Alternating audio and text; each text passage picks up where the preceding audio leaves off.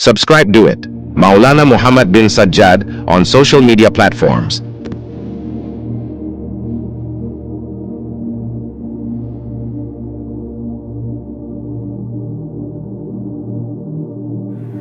الحمد لله نحمده ونستعينه ونستغفره ونؤمن به ونتوكل عليه ونعوذ بالله من شرور أنفسنا ومن سيئات أعمالنا من يهدي الله فلا مضل له ومن يضلله فلا هادي له ونشهد أن لا إله إلا الله وحده لا شريك له ونشهد أن سيدنا وحبيبنا وشفيعنا وسندنا محمدا عبده ورسوله صلی اللہ تعالی علیہ وعلا آلہ واصحابہ وبارک وسلم تسلیما کثیرا کثیرا اما بعد فاعوذ باللہ من الشیطان الرجیم بسم اللہ الرحمن الرحیم یا ایہا الذین آمنوا استعینوا بالصبر والصلاة ان اللہ مع الصابرین ولا تقولوا لمن يقتل في سبیل اللہ اموات بل احیاء ولکن لا تشعرون صدق اللہ العظیم۔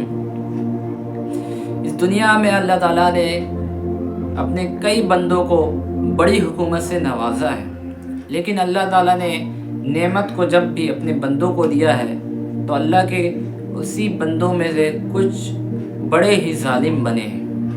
اللہ کی دی گئی نعمت کا غلط استعمال کر کے اللہ کے بندوں پر نہ جانے کتنا ظلم کیا۔ احادیث میں پڑھیں گے آپ، حدیث میں ملے گا، حدیثوں کی کتابوں میں، کہ فرعون نامی شخص موسیٰ علیہ السلام کے دور کا بڑا ظالم بادشاہ تھا۔ لوگوں کو طرح طرح کے عذاب اپنے مطابق دیے۔ خواب دیکھتا ہے کہ ایک لڑکا پیدا ہوگا جو میری حکومت کو گرا دے گا۔ نجومیوں کو کہتا ہے کہ یہ خواب کی تعبیر بتاؤ، تو پھر خواب کی تعبیر بتانے کے مطابق فرعون اس بات سے ڈرنے کی وجہ سے اس سال جو بھی بچے پیدا ہوتے ہیں ان کو قتل کرنے کا ارادہ کر لیا، اور قتل کیا اس نے۔ طرح طرح کے ظلم وہ کرتا تھا لوگوں پر۔ اور جب موسیٰ علیہ السلام آ گئے تو موسیٰ علیہ السلام نے اس کو کئی طرح سے اللہ کی دعوت کو انجام دیا۔ اللہ نے قرآن میں فرمایا اذهب الى فرعون انه طغى، موسیٰ جاؤ فرعون کو روکو، وہ حد سے نکل رہا ہے۔ موسیٰ علیہ السلام اپنا پیغام پہنچائے، لیکن اس کا ایک ہی نعرہ انا ربکم الاعلی، میں ہوں سب سے بڑا، مجھ سے بڑا کون ہو سکتا ہے، میں ہوں سب سے اونچا۔ موسیٰ علیہ السلام اپنی ساری خدمات کو اللہ کے حکم سے کرتے رہے، اور انہوں نے بڑھ چڑھ کر فرعون کو اللہ سے ڈرایا، اللہ سے ڈروایا، لیکن وہ موسیٰ علیہ السلام کی بات سننے پر نہیں آمادہ ہوا، ان کی بات کو نہیں مانا۔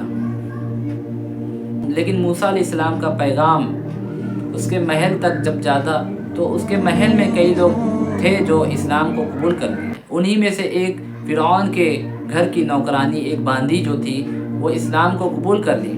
فرعون کو خبر لگ گئی کہ میرے گھر میں ایک باندھی ہے جو موسیٰ کا کلمہ پڑھ کے موسیٰ کے رب کو اللہ مانتی ہے، موسیٰ کے رب کو سب کچھ مانتی ہے، اب اس کی خبر لینا پڑے گا، اب اس کو کس طرح موسیٰ کے رب کا کلمہ چھڑوانا پڑے گا، اسلام چھڑوانا پڑے گا۔ فرعون نے اس عورت کو سپاہیوں کے ذریعے اپنے پاس حاضر کروایا اور کہا کہ تمہارا رب کون ہے؟ تو وہ عورت نے کہا میرا رب وہ ہے جو موسیٰ کا رب ہے، اور تمہارا رب ہے ساری کائنات کا رب ہے۔ وہ عورت کا یہ جواب سننا ہی تھا کہ فرعون کو بہت زیادہ غصہ آیا۔ اس نے کہا کہ تو موسیٰ کا کلمہ چھوڑ دے ورنہ تجھے وہ عذاب دوں گا کہ ساری ہیکڑی تیری ساری بولتی بند ہو جائے گی، تو موسیٰ کا کلمہ چھوڑ دے نہیں تو تجھے عذاب میں مبتلا کروں گا۔ تو وہ عورت کہنے لگی اگر میں ایک اللہ کو مان لی ہوں تو پھر میں اپنے ایک اللہ کو مانتے مانتے مرنے کے لیے تیار ہوں۔ تو وہ باندھی کے دو بچے تھے، ایک چھوٹا بچہ جو گود میں تھا، ایک چھوٹی بچی جو چلنے پھرنے والی تھی۔ تو فرعون نے سپاہیوں کو سخت سزا دینے کا حکم فرمایا، کہا کہ آگ بھڑکاؤ، کڑاہی رکھو، اسی میں تیل کو ابال دو، اور اس کا جو بڑا بچہ ہے اس کو اسی میں ڈال دو۔ تو عورت کو برداشت نہیں ہوتا، وہاں پہ پوری اس کی جان جانے والی ہے اس کے بچے کی، تو اس پہ کیا بیتی ہوگی۔ تو فرعون یہ حالت دیکھ کر کہنے لگا कि क्या हुआ, अब मूसा का कलमा छोड़ती हो, आखिर तुमने रो दिया, अब अल्लाह का कलमा छोड़ दो, मूसा का कलमा छोड़ दो। औरत कहने लगी, मुझे इस बात का दुख बिल्कुल नहीं है कि तुम मेरे बच्चे को जो है कढ़ाई में डाल दोगे, उसे कत्ल कर दोगे, बिल्कुल ना, बल्कि मुझे इस बात का अफसोस है कि काश मुझे अल्लाह कई औलादें देता जिसको मैं अल्लाह के रास्ते में कुर्बान कर देती। तो फिरौन ने उसकी बेटी को सिपाहियों के ज़रिए कढ़ाई में डाल दिया। अब वो माँ है, उसको दुख हो रहा है, लेकिन वो फिर भी अल्लाह के पैगाम को, अल्लाह के कलमे को, अल्लाह की रस्सी को मजबूती से पकड़ी है, अपने दावे से हटी नहीं, फिरी नहीं, और वो फिर भी उनकी बात में बिल्कुल नहीं आई।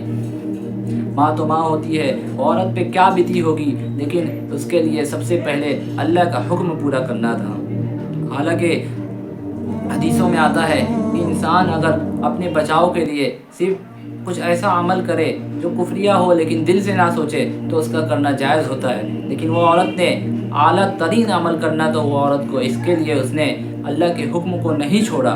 अपने बेटी को, अपने बच्चे को कुर्बान होते वो औरत देखी। उसके बाद ये छोटा आज़ाब नहीं, उसके बाद और भी आज़ाब उसने दिया। क्या किया, उसकी छोटी बच्ची जो उसके गोद में थी, दूध पीती बच्ची को सिपाहियों के ज़रिए छीन कर उसको कढ़ाई की तरफ ऐसा पैर पकड़ के ऐसा सिपाही करे हैं। फिरौन कह रहा है, बोल अल्लाह का कलमा छोड़ती है या फिर नहीं। तो वो जो जालिम बादशाह फिरौन था वो सोचा अब तो ये पक्का मूसा का जो है कलमा छोड़ देगी। वो औरत बिल्कुल नहीं हिली, उसने अल्लाह के पैगाम को बिल्कुल नहीं छोड़ा, अल्लाह के हुक्म को बिल्कुल नहीं छोड़ा। अल्लाह की रस्सी को इतनी मजबूती से पकड़ा था कि फिरौन जैसा जालिम बादशाह का अजाब उसे दर्रा बराबर भी अल्लाह के हुक्म से गाफिल नहीं कर पाया। आखिरकार फिरौन ने उस छोटी बच्ची को कढ़ाई में सिपाहियों को हुक्म दे दिया कि इसी में डाल दो, और सिपाहियों ने डाल दिया। वो बच्चा जो है मछलियों की तरह उबल के ऊपर आ गया और उसकी रूह निकली। अल्लाह ने पर्दा खोल दिया, वो औरत देखती है। अल्लाह ने फिर पर्दे इस तरह खोले कि वो औरत देखती है कि वो छोटी बच्ची की रूह निकलती है। कहती है, माँ तू फिक्र ना कर, अल्लाह ने सारी चीज़ों को आसान कर दिया है, कुछ टाइम में तू और हम सब लोग एक साथ हो जाएंगे। तो वो माँ भी जज्बाती होकर कहने लगी, फिरौन तू जो चाहे वो कर ले, लेकिन मैं अल्लाह के कलमा को हरगिज़ ना छोड़ूंगी, बिल्कुल ना छोड़ूंगी, नहीं छोड़ूंगी। फिरौन ने सोचा कि अब तो ये मूसा के कलमा को छोड़ेगी नहीं, तो इसके दोनों बेटे गए, अब इसको भी नहीं छोड़ना है। तो फिरौन जिस तरह बच्चों को अज़ाब देकर कत्ल कर दिया, उस तरह आप सोचा कि अब इसे भी नहीं छोड़ना है, कि तू मुझे कत्ल करता है तो कर दे, लेकिन मेरी एक ख्वाहिश, एक फरियाद सुन ले कि जिस जगह तू मेरे बच्चों को दफन करेगा उसी जगह मुझे भी दफन करेगा। तो फिरौन ने सोचा अब ये कौन सी बात है, कोई बात नहीं, हो जाएगा। तो फिरौन ने उसी तरह कर दिया। और फिर जब नबी पाक सल्लल्लाहु अलैहि वसल्लम का दौरे मुबारक आया, अल्लाह के नबी मिराज का सफ़र कर रहे हैं, फिर जब आते हैं तो वहीं से उनको वो जगह भी दिखाई जाती है जहाँ पर वो बच्चियों को, वो औरत को फिरौन ने दफन करवाया था। अल्लाह के नबी फरमाते हैं कि वहाँ से मेरा गुज़रना हुआ, वहाँ पे अल्लाह की बेहतरीन खुशबुओं में से एक खुशबू मैंने महसूस की। इस सब्र भी है, अल्लाह का हुक्म भी है, अल्लाह इससे दर्जात को बुलंद भी करते हैं। अल्लाह के यहाँ पे वो बंदा महबूब होता है जो सब्र को इस तरह करता है जो आखिरी इंतहा तक पहुँच जाता है। वाक़यात में आता है कि एक अल्लाह वाले हज के दौरान एक औरत को देखते हैं कि बैतुल्लाह शरीफ गिलाफ पकड़ के वो रो रही है, कह रही है, ऐ अल्लाह तूने मेरी 3 औलादें छीन ली, लेकिन मैं फिर भी तुझसे राज़ी हूँ।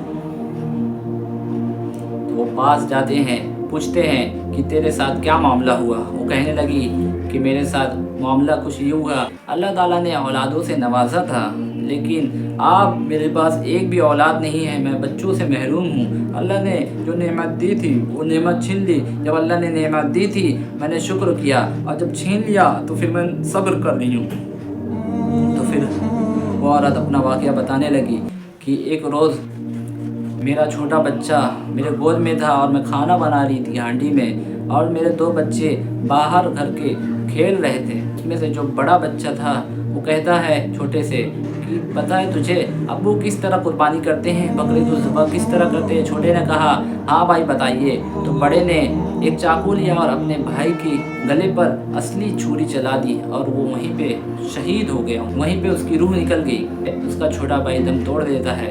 फिर ये आवाज़ अजीब सी सुनकर उसकी माँ سب کچھ چھوڑ چھاڑ کر وہاں پر چلی جاتی ہے جہاں پر دونوں کھیل رہے تھے. وہاں دیکھتی ہے چھوٹا بیٹا جو ہے مرا پڑا ہے اور بڑے کا پتہ نہیں. بڑے کا پتہ کرتے کرتے کرتے کہاں چلا گیا. ڈر کی وجہ سے وہ چلا گیا. لیکن جب اس کی ماں دیکھتی ہے کہ بڑا بیٹا جو ہے ایک جھاڑی سائڈ جا کر چھپا تھا، وہ خوف کی وجہ سے کہ اس میں سے ایک سانپ نکلتا ہے جو اسے بھی ڈس لیتا ہے، اس کی بھی جان نکل جاتی ہے. پھر زور کر کے آواز آتی ہے. پھر دیکھتی ہے کہ پیچھے میں نے اپنے چھوٹے بچے کو جو ہے ہانڈی کے پاس چھوڑا تھا. دوڑتے دوڑتے دیکھتی ہے کہ اس کا چھوٹا بچہ نادانی کی وجہ سے چولہے میں جا کودتا ہے اور وہ بھی جل کر ختم ہو جاتا ہے. تو وہی سب واقعات کو لے کر یہ عورت رو رہی تھی اور یہ اللہ والے کو پورا واقعہ بتائی اور صبر کی. اللہ تعالیٰ نے اس دنیا کو آسان کرنے کا وعدہ فرمایا ہے. اگر اللہ کو ماننے والا بندہ صبر کرے تو اللہ تعالیٰ صبر کرنے والوں کے ساتھ ہے.